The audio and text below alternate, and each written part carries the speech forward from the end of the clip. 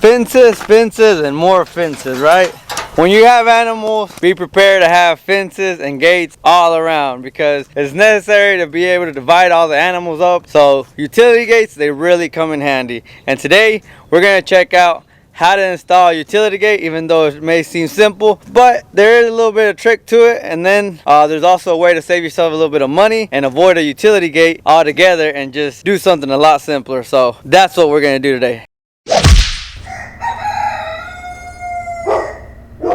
Welcome back, guys. So let's show you first off a few utility gates that I have already installed, and then we'll show you how we actually install them. So first off, this utility gate here, these are actually 8-foot, so we can focus, 8-foot utility gates right here. Put one right here on the side, put one on this other side, so when they open up completely, then we're talking about a 16-foot span. You definitely get in and out comfortably with any kind of trailer. That's something to look out for whenever you're installing utility gates, is make sure you give yourself plenty of room. If you're going to use a truck and trailer and go through the utility gate, you want to have yourself plenty of room on both sides, especially for wide turns. If you're only going to use it for any little animal to get through there, then you can go down to like a 6 or 8-footer. But that's why I went ahead and installed 2 big ones on each side. Plenty of space. I can go in and out very, very comfortable. So if you notice, I actually installed it on the back side of the beam. I didn't install it on the inside. The reason I did that is simply because whenever I open up these doors, and I'm going to show you, get my latch. Now that the door is open, if you notice, it gives us a lot more room, especially if you're going to run the truck right next to your beam. Sometimes, especially in the dark, you get home kind of late and you want to pull your trailer in, and by accident you could get a little bit too close to that beam, and if that little rod was sticking on the inside of the beam instead of the back side, then that could actually hit the trailer, hit the truck. So that's something you could be looking out for. One more very important thing I want to show you right here before we move on to the other gate is that if you can tell, the gate is actually leaning towards the right a little bit from the top. You see that little rod actually is a little bit more to the right, that one's a little bit more to the left. There's an actual reason why, okay? If you look at the terrain, the left side is lower than the right side. So in order for me to get them as even as possible to the top and to actually meet up in the middle, even though if you can see it still has a little bit of a gap on top and it's actually already close to each other on the bottom, I had to actually angle that a little bit. This one is straight because the terrain is straight. This one is not. So sometimes, depending on your terrain, you may have to angle out your pins. But it actually worked out for us pretty well too, because since they're actually a little bit off angled, we're actually able to close it up and it leaves a really, really tight gap at the bottom. So pro and a con, right? I'm going to show you 2 more gates and then we'll get started. So this gate right here was actually on the property whenever I purchased it. So I don't know how old this gate is, but it's sturdy. It's a nice gate. But this gate is actually 14 feet long. This style gate actually uses a different kind of pin. A pin that actually has a nut on this side and a nut on the inside. So here is the inside. If you can see, this bolt goes all the way through the 4x4 and then you tighten it up with a nut on this side. The reason, of course, that you want to use bolts and nuts on this kind of gate is because it's a very long, heavy gate. 14-foot gate is going to weigh down after time, and then it's going to loosen everything up if all you use is those little screw type pins. So like this one right here, open it up. Not too bad, right? Not too bad. Let's close it back up. And it's done. I don't really like the gate just because it's so big just to actually get in there and open up the chicken coop or go in there and feed the goats or something. So we actually installed a second little door on that corral. So this is what I was talking about. Sometimes you don't need such a big gate. This gate right here is only 5 foot in width. And if you see, pretty simple. All we did was put a little chain to it and voila. Now we have a different kind of access. A lot smaller, a lot easier. We'll close it back up, just as easy. Grab our chain. I like to loop it twice, one at the bottom, come around, and loop it again. That way it's nice and secure. Now you got to see the 3 different types of utility gates that I have on the little family farm. But there's also other ways to build a gate. First, we're going to install the 10-foot utility gate right here in a little alley. And then after that, I will be showing you a very easy, cheap way to install a functional utility gate just to hold in a few little animals.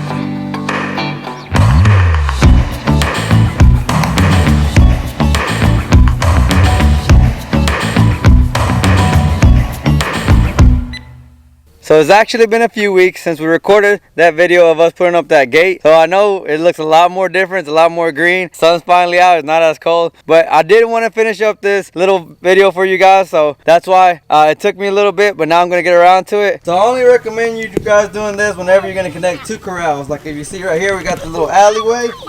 Then we got goats on that side.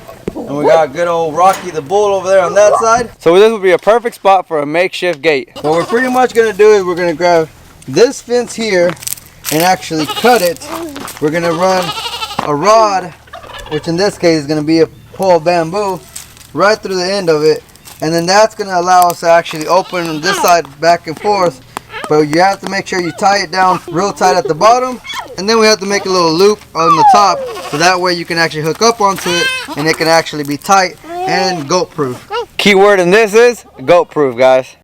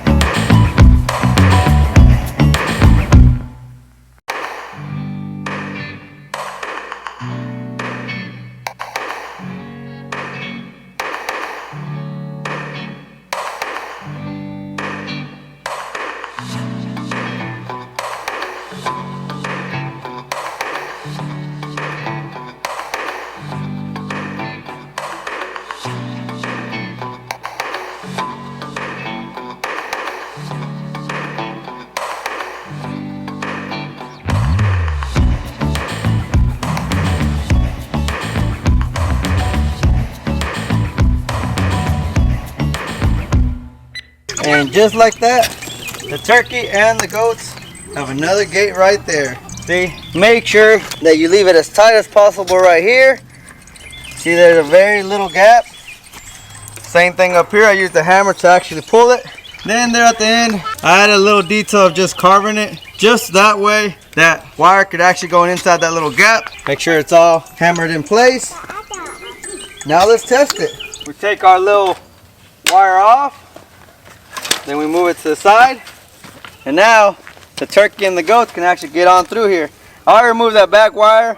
I only had it there because previously it was a little bit of extra leftover wire, and all I just did was unfolded it, but we don't really need it there, so I'll probably cut it here in a bit. But yes, it works perfectly fine as long as you do it in between two corrals. I don't really advise you to do it like your main gate, just because you really can't secure it really good from somebody that wants to come and steal your animal. So this one right here is going to be another job well done.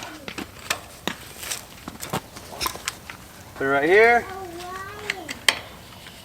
and ta-da!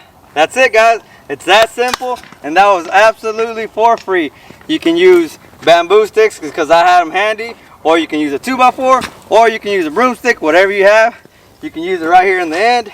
Use your wire. It is a little bit loose, but it is tall, and those goats will not pass it. Well, I hope this video was of value for you guys. You don't always have to spend that extra money for a gate. And I know it is quite simple to put up a gate, but we wanted to make this video mainly to show you that there is some things you have to consider for those utility gates. And if you want to save yourself some money, then you can put up a little utility gate like the one we did, right? And it's a little trial and error. You really got to consider what kind of animals you have, if they're actually going to get through there, because maybe if you have cattle, I don't recommend that kind of gate that I just put up. But I mean, little goats, little sheep, little things like that, they'll do fine with that kind of gate. Just remember, it has to be between two corrals. I don't want to be held accountable if you put it at the front of your main backyard or your main land, and then all of a sudden somebody just opens it and all of a sudden all your animals running loose. So that's why I don't recommend it in that spot. But now that these days are getting a little bit warmer, summer's right around the corner, it is time for us to get out there and have some fun with our family in our backyard farm. So I hope you guys like these videos, subscribe to the channel, and we will see you next time.